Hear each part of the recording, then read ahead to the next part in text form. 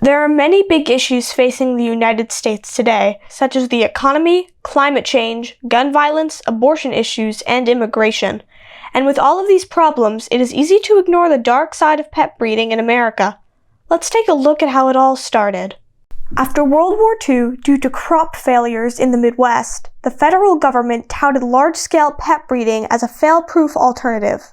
Inevitably, many facilities began to prioritize profits over animal welfare as farmers packed dogs into chicken coops and rabbit hutches to sell puppies to pet stores. It was actually an undercover investigation into dogs being used in medical testing that led to a series of legislation known as the Animal Welfare Act. In 1966, the Animal Welfare Act passed. That sets up standards for humane treatment of animals in a variety of systems and circumstances, research, dog breeding. Aside from basic requirements such as adequate food and water, the law itself appears to be lacking. The things that are legal in a puppy mill or a kitten mill, you would never think of doing to your dog or cat at your home. In other words, the conditions of confinement that are completely legal are, I think, to most people, completely horrible. It is unacceptable for, dogs to be raised in puppy mills where they're bred continually and have their puppies taken away from them and not afforded adequate veterinary care and protection from the elements and things like that.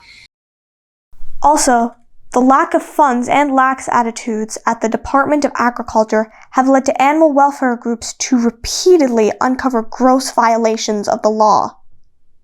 We had undercover investigations and, horrendous treatment of the animals. Treatment that would be a violation of the Animal Welfare Act. Just really nasty stuff I won't describe to you now. Of course, there are ethical pet breeders that sell their puppies on contracts and take them back if they're no longer wanted. They prioritize animal welfare since puppies with health and behavioral problems cost time and money. Recent legislative attempts to bring puppy mills more in line with ethical breeding have unfortunately stalled in Congress. The USDA's own internal watchdog has detailed serious failures in reporting, which have allowed these types of abuses to flourish. Animal welfare groups like ours have pursued legislation on the federal level to close problematic loopholes in issuing, transferring, and revoking dealer licenses. I did a big, long investigation in, what state was it? Nebraska, I think, years ago, of puppy mills. And it turned out there were about 30 people being investigated. And on the Animal Welfare Act / USDA records, all 40 people had the exact same name. I'm not kidding you, John Smith. Some of them were women, some of them were men. And they were doing this to avoid being tracked. So anytime one John Smith got in any kind of trouble, they moved the puppies to the other John Smith. And USDA had an incredibly hard time figuring out who was involved, who was responsible for these puppies that were being sold. So my point there is that these people they're in a business, they're trying to make money, and they'll do almost anything if they can to avoid detection. And the Puppy Protection Act would require animals to have more space. It would eliminate stacked cages and wire flooring, which are hallmarks of the ways puppy mills keep dogs. The Puppy Protection Act would also require immediate veterinary care for dogs with an illness or injury, which shockingly is not required by current law. Responsible breeders should be supporting this type of legislation because responsible and ethical breeders are already meeting these standards, but also because it will get rid of some of the irresponsible breeders who are unfair competition. But others would go further, with some banning the retail sales of puppies in pet stores. Cutting off the puppy mill to pet store supply chain will decrease the demand for puppies raised in puppy mills. The inhumane practices at most puppy mills are shocking, appalling, and unacceptable. We've all seen the images on television. And others making adopt, don't shop the law of the land. So PETA is opposed to breeding in general, largely because of the current dog and cat overpopulation crisis. Every newborn puppy or kitten purchased from a breeder leaves one fewer home for a dog or a cat who is desperately waiting in a shelter or roaming the streets.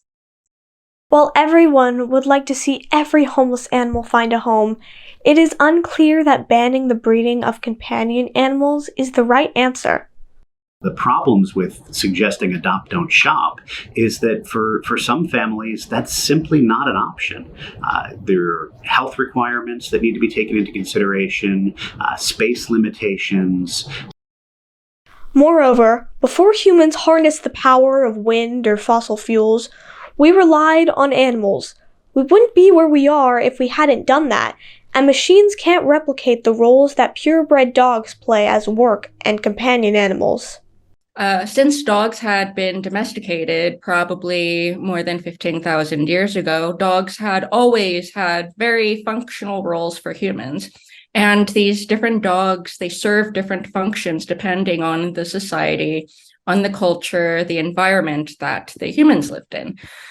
For example, in the Pacific Northwest in North America, there originally were no sheep. So the indigenous people there had bred a small, white, long-haired dog for use for their wool.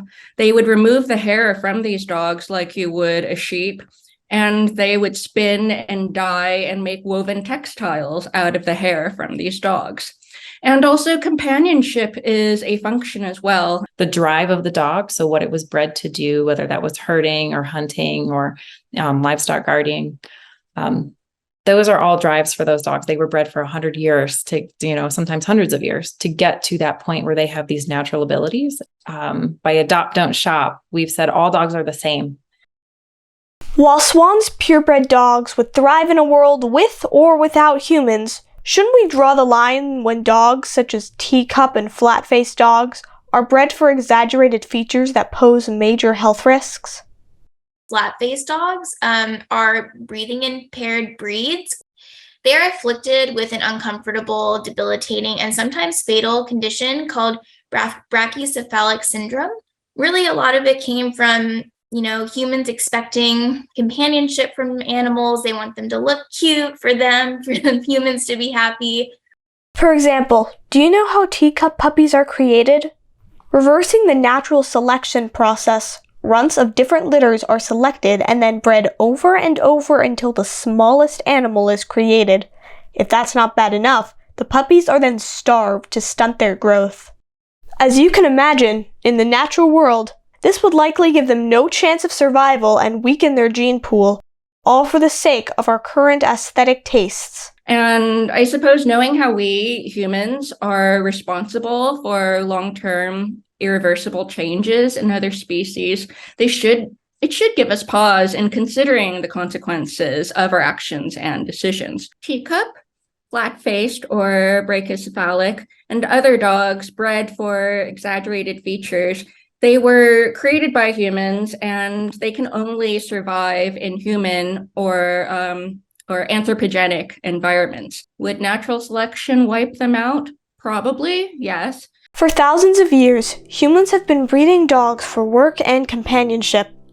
Both species are, arguably, better off from this relationship. But we should be concerned when irresponsible breeders cater to consumers hoping to purchase a puppy on the cheap, or breed dogs that we no longer recognize as man's best friend.